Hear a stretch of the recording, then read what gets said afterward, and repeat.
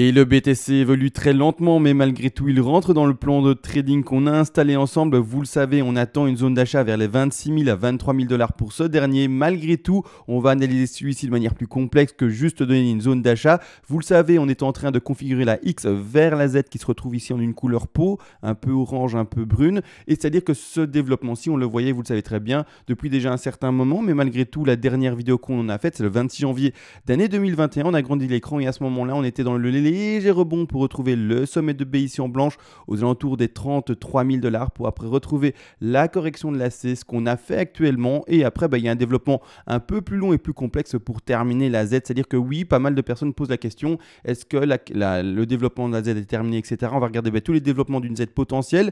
Où est-ce qu'on en est maintenant? Et est-ce qu'il faudrait privilégier la fin d'une Z maintenant? Mais je vous le dis déjà à l'avance, non. On attend qu'il y aurait toujours maintenant une chute du BTC, même si actuellement, vous allez voir que durant la vidéo, on voit plutôt une consolidation et que même un rebond vers les 34 000 $ est encore possible, mais toujours pour par après continuer à chuter. On va regarder ça de manière beaucoup plus complexe durant la vidéo, mais juste après, comme toujours, la petite intro, vous le savez bien.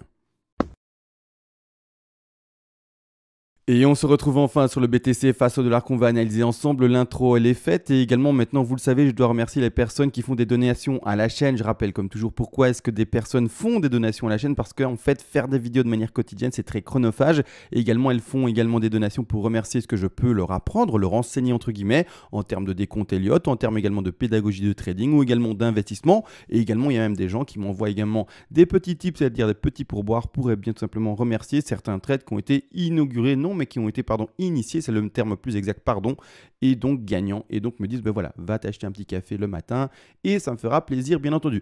Malgré tout, les donations, c'est vrai, ça fonctionne par palier, il est vrai, j'avais oublié de le dire ça, et vers les premiers paliers de donation, je vous envoie en contrepartie toutes les règles d'Elliott en français. Je rappelle, j'ai écrit ce PDF de manière concise, j'ai fait exprès de faire ça vraiment pour aller à l'essentiel, que vous appreniez vraiment tout, que vous puissiez vraiment tout lire. Non, j'aurais pu faire, il est vrai, semblant avec 500 pages, mais l'objectif n'est pas de faire du feu, et également des haltères avec du poids. Non, l'objectif, c'est vraiment de juste et uniquement enseigner les choses de manière pratique et rapide. Donc voilà pourquoi le PDF est de manière concise et finalement, c'est l'essentiel et c'est ce qu'on lui demande. Malgré tout, on a fini l'intro et les remerciements et les donations. On part enfin dans le vif du sujet et on part là-dessus. Alors, beaucoup de vagues à l'écran, beaucoup de choses complexes. Je vais prendre le temps de le nettoyer pour la vidéo prochaine, c'est-à-dire que je vais effacer certaines vagues parce que là, c'est tout frais, c'est ce qu'on a analysé tout récemment.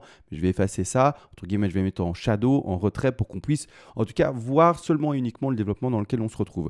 Actuellement, on n'empêche tout de même, je rappelle, on est dans une très grande figure assez complexe, WXYXZ, c'est vraiment, voilà, c'est pas ce qu'on retrouve tous les jours, mais voilà, WXYX, et on commence enfin, comme vous le voyez ici, la Z, on a posé ensemble la X, ou en tout cas, on s'attendait à la poser, on l'a enfin posée, et maintenant, je la confirme, vis-à-vis de ce que, on décompte actuellement, vous allez voir que le décompte n'est pas fini. Je vais rappeler également, du coup, comme j'ai dit en début de vidéo, tous les développements possibles pour une Z, et tout simplement, c'est les suivants. Et donc, on va regarder où est-ce qu'on en est, est-ce qu'on doit privilégier la fin d'une Z maintenant, oui, non, ou est-ce qu'au contraire, on doit privilégier une figure plus grande dans ce sous-décompte de Z, mais que, en tout cas, certains voient déjà ici en ABC, mais je vais expliquer par après, je vais la mettre en évidence par après. Tous les décomptes potentiels pour une Z sont donc les suivants, soit une flat, d'accord, en ABC flat, soit tout simplement une zigzag également, ou également un triangle, A, B, C, D, E. Attention, actuellement, qu'est-ce qu'on a fait, qu'est-ce qu'on a dessiné? En fait, c'est la petite blanche qu'on avait vue dans la vidéo de hier, en fait, c'est-à-dire le 26 janvier, donc on regarde bien, elle est bien ici, la A, la B et la C, mais elle n'est pas finie, d'accord? Elle s'est effectuée, c'est parfait, c'est tant mieux et c'est propre, mais malgré tout, non, pour moi, ce n'est pas fini. Ici, on retrouve bel et bien avec la soufflette qu'on avait également analysée dans la vidéo d'hier, donc ça, c'est vraiment des tout petits degrés, c'est-à-dire que clairement, A, B, C, on va chercher pour l'objectif de cette C-ci très proprement en termes de Fibonacci d'extension, vous allez le voir, les 100% de Fibonacci, je vais essayer de, oui, c'est parfait, c'est là, donc on va chercher parfaitement les 100% de Fibonacci, pour moi, A, B, C de valider. Quand on se retrouve dans ce contexte-ci, qu'est-ce qu'on fait? Vous le savez bien, étant donné qu'on doit normalement aller plus bas, et après, on va regarder également les objectifs de Z, mais clairement, il faudra avoir une figure encore un peu plus grande que ce qu'on connaît actuellement. C'est-à-dire que cette petite ABC en blanche est en fait le sous-décompte de quelque chose un peu plus grand et qui est, pour ma part, ici, une flat. Alors non, pas WXY, ça n'existe pas dans une Z. Une WXY n'existe que et uniquement dans les figures de correction. Par exemple, dans une vague X, on peut retrouver comme précédemment ici, on joue une WXY. Mais dans la Z, non. J'ai dit les trois configurations, ABC flat, ABC zigzag ou ABCDE. C'est pas une WXY. Donc comme ici, on fait une ABC en zigzag, et qu'on s'attend à une figure plus grande pour terminer la Z, du coup, On va installer quoi ensemble? Vous savez très bien, soit un triangle, mais c'est pas ce qu'on va privilégier parce que la zone d'achat pour la Z est beaucoup plus basse, ou également, du coup, la dernière solution, vous l'aurez compris, c'est la baisser en flat. C'est pas non plus maintenant une zigzag, étant donné qu'une zigzag plus grande ne peut pas commencer en 3 vagues. Donc maintenant, on part sur du flat, c'est-à-dire que maintenant, actuellement, du coup, on part également sur un rebond. D'accord? Donc ici, je remets de retrait maintenant la dernière vague qu'on a travaillé ensemble, on l'a baissé en zigzag. Et c'est tout ce développement-là qui me permet de dire que maintenant, je m'attends n'empêche pas normalement à un crash tout de suite. S'il y a un crash tout de suite, on va regarder la configuration. Si en fait, ici, ce ne serait pas une leading diagonale et quelque chose encore plus violent de sa baisse, mais n'empêche, ici, je m'attends n'empêche à un rebond maintenant pour indiquer la flat dans ce contexte-ci. Et attention, c'est tout de même un rebond qui peut nous amener à nouveau, il faut le voir ici de cette manière-ci, aux 34 000 $. Alors pourquoi les 34 000? Donc ici, même plus précisément, les 90% de Fibonacci, c'est-à-dire ici plus précisément en termes de prix sur, attention, Coinbase, 34 327 $. Donc ici maintenant, il y a tout de même un rebond normalement à attendre avec une figure complexe, on va l'analyser demain, là il est trop tôt, il y a à peine quelques bougies et ça ne sert à rien de le faire maintenant, il y aura trop d'infos et surtout pas pertinent par rapport à ce que ça va nous apporter comme résultat. Donc ici on s'attend, n'empêche maintenant enfin une configuration haussière, entre guillemets court terme, donc retour aux 34 000 zones de résistance à nouveau pour après plonger à nouveau. On peut également, il est vrai, plus rarement faire une flat ici, comme on le voit en étendu pour aller chercher par exemple ces 123% de Fibonacci, mais c'est pas ce qu'on va favoriser pour le développement d'une Z. Donc ici clairement on va s'attendre toujours et encore normalement à des plus hauts qui sont toujours plus bas par rapport à leur précédent plus haut pour indiquer et appuyer entre guillemets cette nouvelle tendance baissière à court terme. Parce que oui, sur la tendance de fond, on est haussier et on n'est pas passé baissier et on ne veut pas revoir les 2000. L'objectif au contraire, sur du long terme, c'est d'aller retrouver les 120 000 normalement, voire même peut-être plus si le BTC veut se montrer encore plus impulsif et plus fort dans sa hausse. Mais ici, du coup, c'est ce que j'explique, c'est que tout d'un coup, là maintenant, on s'attend comme toujours en fait à une phase de consolidation, toujours finalement un ennui total. On va passer peut-être encore une semaine à s'ennuyer, à se dire le BTC ne se décide pas. Le BTC reste finalement dans sa zone, pas de confort du coup, mais sur une zone d'appui, sur une zone de support qui se situe finalement, si je prends ici un graphique qui est vide, en tout cas j'espère qu'il est vide, qui se situe dans cette zone de prix. Et donc pour ma part, normalement on ne devrait pas s'en extirper directement et on devrait malheureusement rester dans cette zone de prix ici, d'accord, ici aux alentours des 34 000 $ et un peu plus bas des 30 000 $, rester dans cette zone de prix, rester d'ailleurs sous cette dernière zone de support enseignement mais qui du coup maintenant est résistance et vraiment fluctuer comme dit dans ces alentours des 34 000 et 30 000 $ avant d'enfin aller breaker et aller rechercher les zones d'objectifs comme dit des 26 000 à 23 000 $. Je rappelle également du coup pourquoi est-ce qu'on s'attend tout simplement à cette zone d'achat, on va la montrer et on va l'expliquer tout simplement. Premièrement, on rappelle il y a des gaps mais ça je vais le montrer après, je voulais juste effacer pas prendre les options. C'est-à-dire que premièrement, désolé, beaucoup de détails à l'écran, j'en ai conscience. Je vous le dis, je vais nettoyer ce graphique demain. Demain, le graphique sera vide et je vais mettre pas mal de choses en shadow. Mais c'est-à-dire qu'ici, clairement, quand on veut regarder l'objectif de Z, je rappelle tous les objectifs de Z n'empêche, ce sont les 61,8. Par après, on a les 100, les 123 et les 161,8% de Fibonacci. C'est-à-dire que là maintenant, je pose enfin mon sommet de X, voilà de cette manière-ci.